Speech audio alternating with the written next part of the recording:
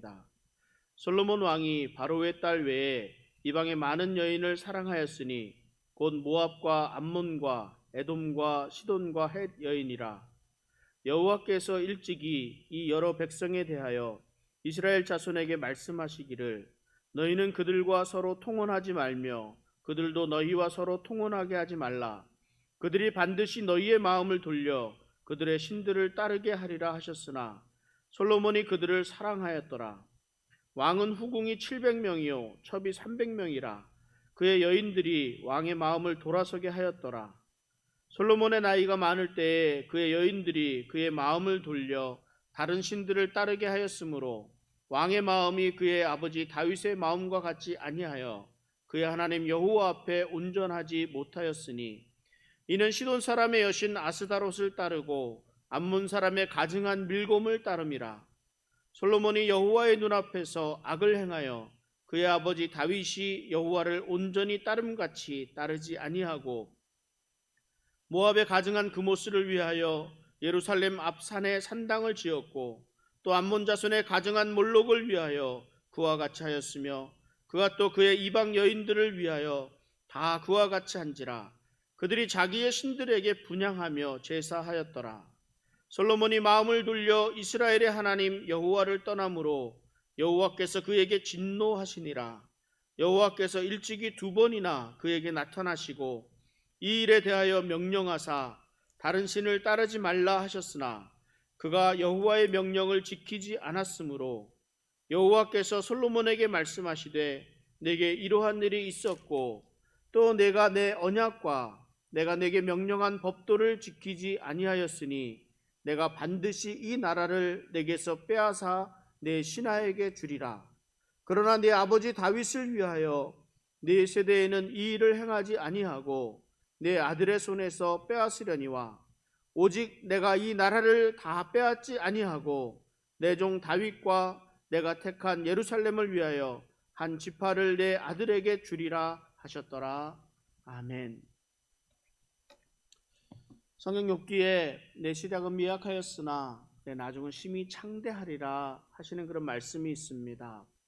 그러나 이 말씀과 정반대의 의미로 시작은 굉장히 좋고 성대하였으나 점점 경과가 나빠지면서 결과가 좋지 않을 때 쓰는 말로 용두삼이라는 그런 말이 있습니다. 이 가운데서 여러분은 어떠한 삶을 살아가기를 원하십니까? 처음에는 작고 초라해 보일지라도 결국 나중엔 창대한 것을 원하지 않으십니까? 그러나 정말 많은 사람들이 처음에는 화려하고 굉장해 보이지만 결국 그 마지막 마무리를 잘 못해서 무너지는 것을 많이 보게 됩니다. 솔로몬의 삶이 그랬습니다. 여러분, 솔로몬 하면 생각나는 것이 무엇이겠습니까? 그가 드린 1000번제의 제사가 생각이 납니다. 1000번제를 통해 주신 하나님의 지혜, 그리고 이스라엘 역사상 최고의 국가 번영을 이루었던 것들, 그리고 스바 여왕의 방문, 이런 방문에서 스바 여왕이 칭찬을 아끼지 않은 일들, 이런 것들을 생각하게 됩니다. 솔로몬 왕이 비참한 최후를 맞이하게 되는 이야기가 오늘의 본문 11장의 이야기입니다. 처음은 화려했고 광대했지만 그 마지막은 비참하게 무너지고 말았던 솔로몬의 이야기입니다. 솔로몬의 많은 부분을 이용해서 솔로몬 왕국의 많은 것들의 이야기를 나누면서 우리는 어떻게 하면 하나님의 은혜를 누리며 살아가는 삶이 될 것인가에 대해서 많은 시간 말씀을 나누었습니다. 하나님께 예배하고 기도하고 말씀을 중심으로 살아가는 삶이 얼마나 중요한 것인지를 말씀을 드렸습니다. 하나님의 말씀에 순종하며 살아갈 때 하나님은 우리의 필요를 채우시며 우리의 나아갈 바를 인도하신다고 말씀을 드렸습니다. 그런데 이렇게 하나님의 말씀에 순종하고 하나님의 뜻을 따라 살아가던 이 솔로몬이 타락하게 된 데는 몇 가지 이유를 발견할 수 있습니다. 지난주일 말씀을 드리면서 그 이유 가운데 가장 큰 이유가 하나님에게 예배드리는 일이 게을러졌기 때문이라고 암시하는 말씀이 있다고 말씀을 드렸습니다. 매일매일 하나님께 나아가 기도하고 예배드리던 그런 솔로몬이 왕의 자리가 안정을 찾게 되고 나라가 부유하게 되고 또 강하게 되니까 오히려 하나님을 멀리하고 자신의 그런 부와 자신의 지위를 지키려고 부를 축적하고 군사력을 늘려가는 그런 모습을 보게 됩니다. 성전 짓는 것을 마칠 때까지는 그래도 1년에 3번만이라도 하나님 앞에 나아갔던 그 솔로몬이 그 이후에는 하나님 앞에 나아갔다거나 하나님의 말씀에 순종하는 삶의 모습들이 전혀 보이질 않고 있습니다. 오히려 하나님이 왕이 된 자들에게 금하신 일들을 그대로 행하는 솔로몬의 그런 연약한 모습만 볼 수 있게 됩니다. 우리가 성경을 읽다 보면 아주 단순한 원리를 삶의 원리를 찾게 됩니다. 시편 42편 1절에 이렇게 말씀합니다. 하나님이여 사슴이 시냇물을 찾기에 갈급함 같이 내 영혼이 주를 찾기에 갈급하니이다. 하나님은 자신을 갈급하게 찾는 사람들에게 하나님의 모습을 나타내 주십니다. 하나님을 간절히 찾고 하나님을 붙잡는 이들에게 하나님이 응답해 주십니다. 이와는 반대로 사람들이 하나님의 말씀에 불순종하고 하나님을 버리게 되면 하나님은 이들의 행위에 대해서 책임을 지도록 하십니다. 우리가 잘 살펴보면 하나님은 상벌이 확실하신 하나님이시다라는 것을 알 수가 있습니다. 그런데 우리는 늘 우리를 불쌍히 여기시는 하나님, 우리를 사랑하시는 하나님으로만 생각합니다. 그리고 사랑의 하나님을 내 편으로 만들려고 하는 그런 실수를 범합니다. 왜 그렇습니까? 내가 바라는 하나님은 반드시 나의 편이 되어 주셔야 하기 때문이기 때문에 그렇습니다. 우리가 잘못 생각하는 많은 부분들이 있습니다. 하나님을 내 삶에 맞추려 하고 내 생각에 맞추려고 합니다. 내 필요를 채우시는 하나님으로 만들어 가려고 해서는 안 됩니다. 오히려 내 모든 것을 내려놓고 하나님을 따르는 것이 맞습니다. 내 생각에 하나님을 맞추려고 하지 말고 하나님의 말씀에 내 삶을 맞추려고 해야 합니다. 하나님에게로 가까이 나아갈 때 하나님은 나의 모든 필요를 채우시고 인도해 주십니다. 이것이 가능하기 위해서는 우리가 날마다 하나님의 말씀을 묵상하고 기도하며 하나님 앞에 예배자로 서 있을 때에 가능한 일입니다. 하나님을 멀리해서는 절대 가능하지 않습니다. 왜냐하면 하나님께서 무슨 일을 행하시고자 하실 때에는 반드시 우리에게 먼저 알려주시기 때문입니다. 우리가 잘못하고 있을 때 우리에게 경고해 주십니다. 우리를 벌하시기 이전에 빨리 돌이키라고 먼저 말씀해 주십니다. 너희 잘못했다. 돌이켜야 한다. 그렇게 하지 말라. 눈을 들어라. 하나님을 볼 수 있도록 해라. 라고 경고해 주십니다. 이러한 때 우리가 예배자의 모습으로 서 있는다면 하나님의 음성을 듣고 그 말씀대로 따를 수 있겠지만 하나님에게서 멀어져 있을 때에는 하나님의 음성을 들을 수 없습니다. 하나님께서 아무리 경고하신다고 해도 우리가 들을 수 없기 때문에 그 경고를 알 수가 없게 되는 것입니다. 하나님은 결코 우리의 손을 놓지 않으십니다. 우리를 포기하지도 않으십니다. 그러나 문제는 우리들 자신입니다. 상황과 환경이 조금만 달라져도 하나님을 원망하고 불평하며 하나님에게서 멀어져 가고 하나님을 떠나려고만 합니다. 어려움이 닥치게 되면 모든 탓을 하나님에게 돌려버리며 멀어져 갑니다. 실패하는 우리들 인생의 모습이 이런 모습들입니다.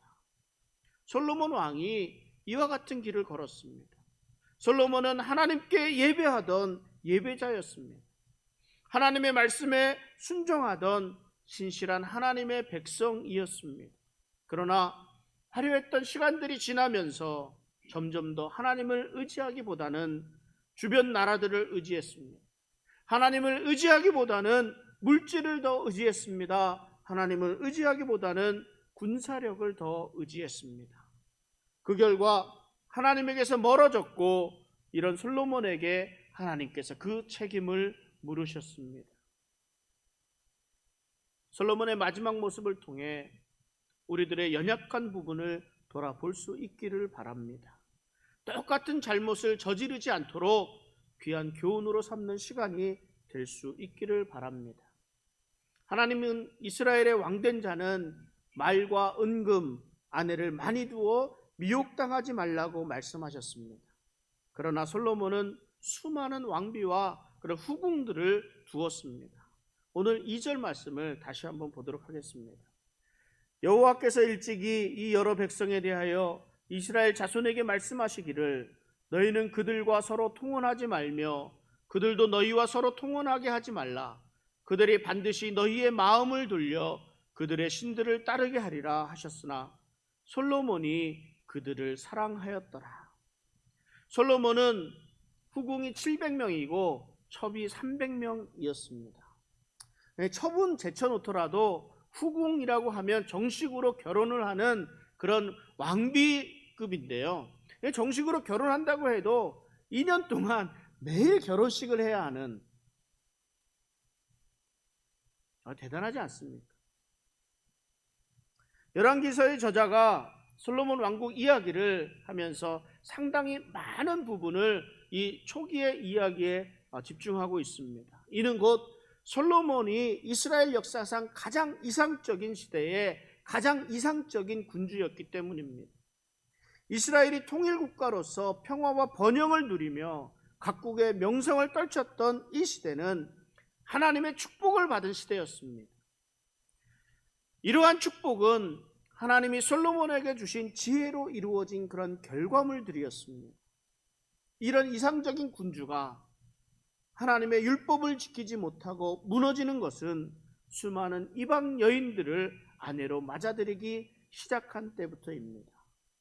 사실 솔로몬의 처음 시작은 나라의 안정을 위해서 바로왕의 딸과 혼인을 맺는 이 정략 결혼으로부터 시작되었습니다. 그리고 다른 많은 나라들과도 이 정략 결혼을 정략적인 목적으로 결혼하기 시작했습니다.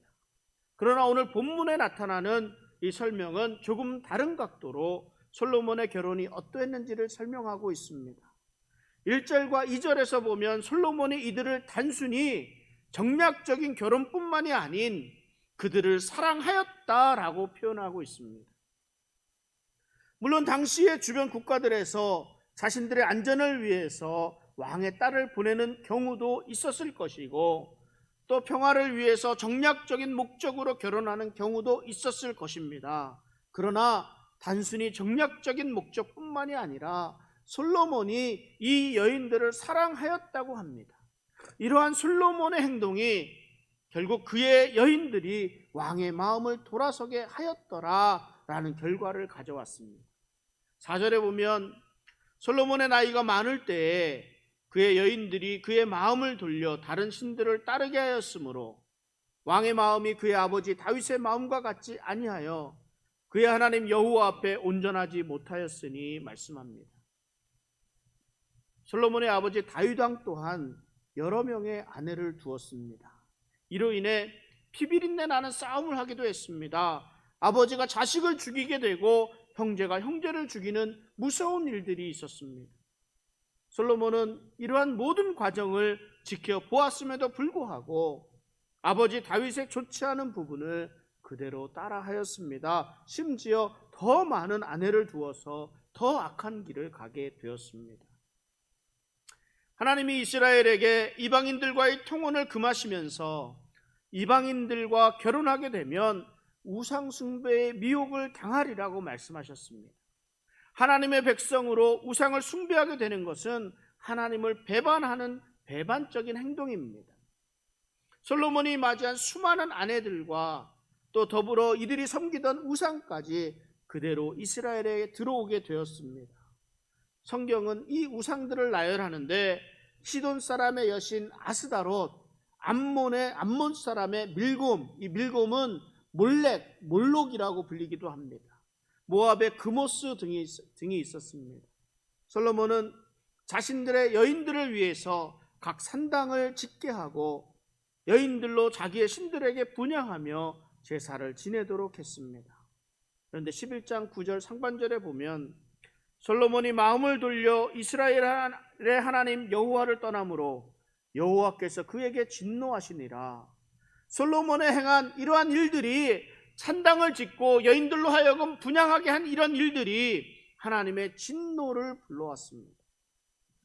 솔로몬의 마음을 돌려서 하나님 여호와를 떠남으로 여호와께서 그에게 진노하셨다고 말씀합니다. 많은 사람들이 나는 그렇지 않을 것이라고 말을 합니다. 잘못된 길로 들어선 사람들은 그들의 의지가 약하기 때문이라고 말하기도 합니다. 그러나 사단의 유혹은 우리의 자만하는 가운데 틈타서 들어옵니다. 우리의 허세 가운데 틈타서 들어오는 것이 사단의 미혹입니다. 사람이 무슨 죄가 있느냐고 말하기도 하고 종교를 차별해서는 안 된다고 말하기도 합니다. 그러나 하나님의 말씀에 불순종하는 이런 모습을 결코 작다고 우습게 여겨서는 안 됩니다. 한 번의 불순종이, 한 번의 작은 부정이 결국 우리들 인생을 무너뜨리는 결과를 가져오게 됩니다. 이방 여인과의 결혼은 할 수 있는 것이라 생각할 수도 있습니다. 어쩔 수 없지 않았느냐. 일국의 왕에게 자기 나라의 공주를 보내면서 화친을 맺자고 하는데 거절하기도 그렇고 하니 받을 수밖에 없지 않았겠느냐며 합리화를 할 수도 있습니다. 우리들의 매사가 그렇습니다. 지금 상황에는 어쩔 수 없지 않느냐 하면서 죄와 타협하고 현실을 부정하면서 꺼림칙한 마음이 있으면서도 어쩔 수 없지 않느냐 하며 잘못된 길로 끌려가게 됩니다. 그런데 정작 어느 순간이 되면 어느덧 깊이 죄 가운데 있는 내 모습을 보게 됩니다. 여러분, 그런데 이러한 것조차도 사실은 내가 스스로 보고 돌이키게 되는 것이 아니라 내 손을 붙들고 계신 우리 주님께서 보게 하신다는 것을 알아야 합니다. 우리는 솔로몬의 이러한 모습들을 볼 수 있어야 합니다. 솔로몬은 어쩔 수 없이 바로 왕의 딸과 정략적인 결혼을 합니다. 암몬 족속과도 모압 족속과도 이러한 관계를 맺게 되었습니다. 그런데 솔로몬이 이 여인들을 사랑하게 되었다 말씀합니다. 여인들을 사랑하게 되니까 여인들의 말을 그대로 따르게 됩니다. 여인들이 섬기던 우상들을 섬길 수 있도록 허락합니다. 이들을 위해 산당을 지어 주기까지 합니다. 한두 사람에게만 이렇게 해줄 수가 없으니까 700명의 후궁과 300명의 첩들을 모두에게 허락을 하게 됩니다. 이스라엘 전 지역에 걸쳐 산당이 세워지고 우상들이 판을 치게 됩니다. 이 일들이 궁에서 멈추게 되지를 않습니다. 이스라엘 백성들도 산당을 찾게 되고 이들의 음란한 행위에 빠져 하나님을 멀리하게 되는 것입니다. 솔로몬 한 개인의 그런 방심, 잘못, 그런 불순종이 나라 전체의 백성들에게까지 영향을 주게 됩니다. 하나님이 경고하신 그대로 이루어졌습니다. 이러한 솔로몬의 불순종과 같은 일이 오늘날에도 계속되고 있습니다. 우상숭배는 오늘날 우리들에게도, 오늘날의 크리스찬들에게도 계속해서 유혹하고 있습니다. 오늘날의 우상숭배가 무엇이겠습니까? 하나님보다 다른 것에 더 집착하는 것이라고 정의를 내릴 수가 있습니다. 예수님은 하나님과 물질을 겸하여 섬길 수 없다고 말씀하셨습니다. 하나님보다 더 집착하게 되는 다른 것들, 그 대표적인 것이 물질, 즉 돈입니다. 물론 오늘날 돈 없이는 아무것도 할 수 없다고 해도 과언이 아닙니다. 그러나 지나친 소유에 대한 관념이 문제가 됩니다. 하나님을 사랑하고 이웃을 사랑하는 삶이 그리스도인의 삶이 되어야 합니다. 그러나 이 돈을 소유함에 있어서는 움켜쥐기만 하고 베풀려고 하지 않으면 문제가 됩니다. 솔로몬은 하나님이 허락해 주신 지혜로 말미암아 부와 영광을 누리게 되었습니다. 예루살렘의 은조차 귀하게 여기지 않을 정도로 큰 부를 누리게 되었습니다. 그런데 솔로몬의 이런 삶, 솔로몬의 행동 가운데서 이 재물을 나누었다는 기록을 한 군데서도 찾아볼 수가 없었습니다. 금을 큰 방패로 만들고 작은 방패로 만들어서 자신의 궁에 보관하였습니다. 방패가 무슨 의미가 있습니까? 방패는 전쟁을 위해서 준비하는 것입니다. 그러나 금 방패는 전쟁용이라기보다는 과시용입니다. 자신의 부를 드러내는 상징이 됩니다. 결국은 솔로몬이 이 때문에 무너지게 됩니다. 솔로몬이 하나님을 멀리하게 되자 하나님이 진노하셨습니다. 하나님은 솔로몬에게 경고하셨습니다. 하나님이 솔로몬에게 나타나셔서 경고하셨을 때 선줄로 할 때 주의하라 말씀하십니다. 다른 신을 따르지 말라 말씀하셨습니다. 영적 긴장을 늦추지 말라고 말씀하셨습니다. 그러나 솔로몬은 여호와의 이 명령을 지키지 않았습니다.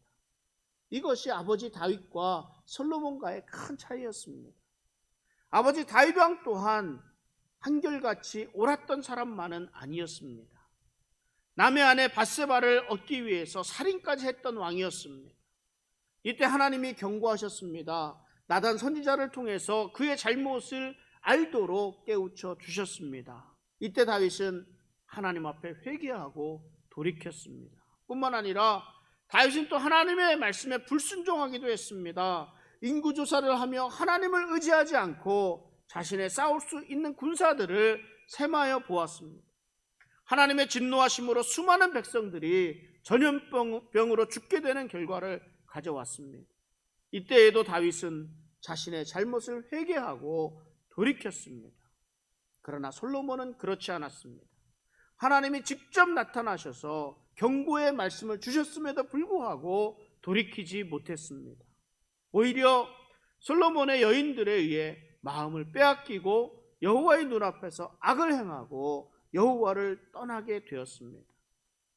하나님의 경고하심에도 불구하고 하나님을 떠난 솔로몬에게 하나님의 심판이 임하게 됩니다. 하나님의 심판은 솔로몬이 의지했던 인간적인 방법들, 이런 것들을 무너뜨리는 것에서부터 시작이 되었습니다. 에돔 왕의 자손 가운데 하닷이라는 사람이 있었습니다. 하닷은 다윗이 에돔을 정복할 때 군대 장관 요압이 에돔에 있는 모든 남자들을 죽였습니다. 그때 작은 아이였지만 이 죽음을 피해서 애굽으로 도망한 사람이 하닷입니다. 그런데 이 하닷이 무척이나 뛰어난 사람이었던 것 같습니다. 애굽 왕 바로의 그런 눈에 들었습니다. 그래서 바로 왕은 그 처제, 왕비의 동생 처제를 이 하닷에게 아내로 주기까지 했습니다. 그리고 하닷은 그 세력을 키워가고 다윗 왕이 죽자마자 나는 이제 내 고향으로 돌아가겠노라고 애굽 왕에게 요청을 하게 됩니다. 바로 왕은 자신의 딸을 솔로몬에게 주며 정략 결혼을 통해 안정을 취했던 사람입니다. 뿐만 아니라 말과 병거들을 솔로몬에게 팔아서 큰 이득을 취하기도 했습니다.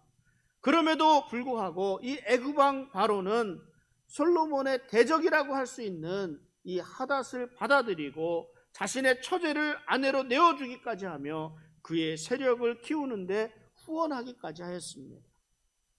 하나님을 의지하지 않고 주변 강대국과 결혼을 통해서 안정을 꾀하고 말과 병거를 사들여서 군사력을 의지하려 했던 솔로몬은 결국 그 시작이었던 바로 왕의 이중 외교로 인해서 평생 동안 또한 고난을 당하게 되는 것을 봅니다. 그런데 이 일을 성경은 여호와께서 에돔 사람 하닷을 일으켜 솔로몬의 대적이 되게 하시니라고 말씀하고 있습니다. 하나님은 이 하닷뿐만 아니라 르손을 일으켜서 수리아 왕이 되게 하시고 솔로몬을 대적하고 미워하도록 하시기도 하셨습니다. 안정적이었던 솔로몬 왕국이 무너지는 조짐을 보게 됩니다.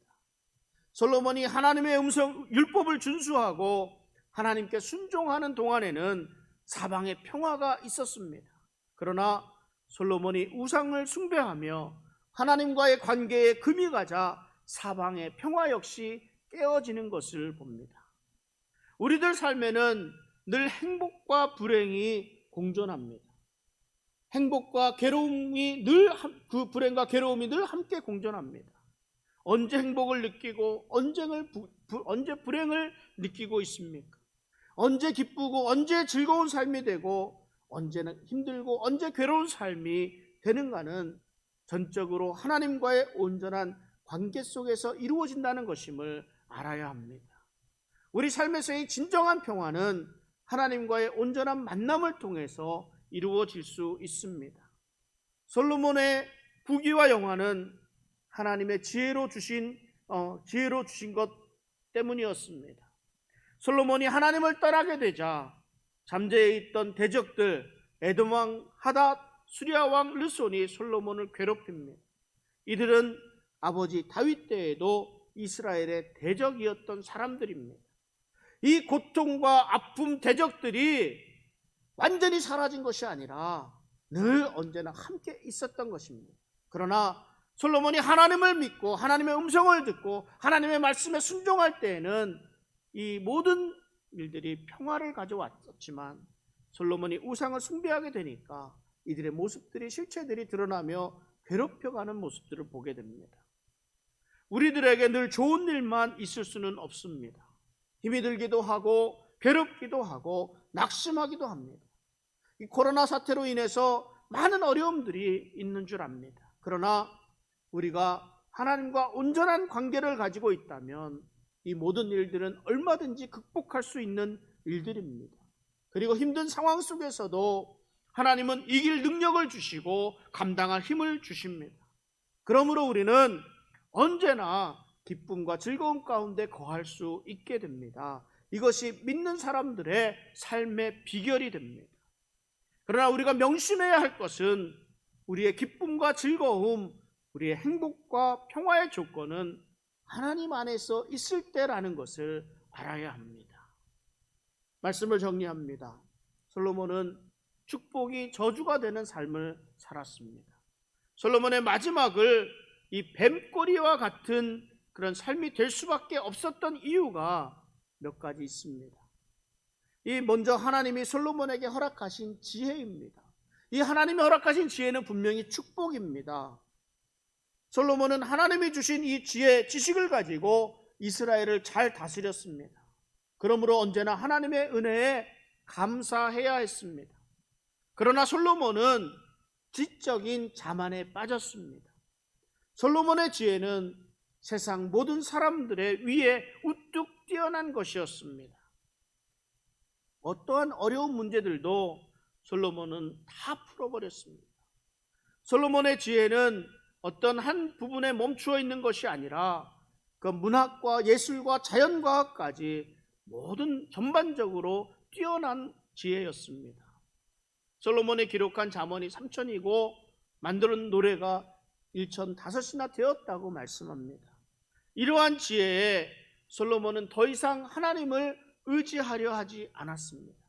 하나님 앞에 무릎 꿇고 하나님의 가르침을 기다리려고 하지 않았습니다. 솔로몬은 자신의 훌륭한 지혜가 하나님으로부터 온 것임을 잊어버렸습니다. 이렇게 되자 솔로몬의 지혜, 솔로몬의 지적인 이 자만심은 솔로몬을 타락으로 이끄는 덫이 되고 말았습니다. 안정을 꾀하기 위해서 시행했던 그런 정략 결혼을 통해 많은 후궁들과 첩까지 두었었습니다. 이로 인해 우상들이 이스라엘에 들어오게 되고 솔로몬은 하나님을 떠나 우상에게로 돌아서고 말았습니다. 하나님의 심판을 피할 수 없었습니다. 열왕기상 11장 41절에 솔로몬의 남은 사적과 그의 행한 모든 일과 그의 지혜는 솔로몬의 실록에 기록되지 아니하였느냐 말씀합니다. 솔로몬은 이스라엘의 가장 번성한 왕국을 이끌었습니다. 솔로몬이 왕이 되는 과정, 하나님께 드려진 일천 번제들, 하나님께 받은 그런 지혜, 그리고 이 지혜로 누리게 된 부와 영광들, 성전 건축, 그리고 여러 성읍들, 왕궁의 건축들, 이런 역사들이 자세하고 화려하게 기록이 되었습니다. 그런데 이거 보십시오.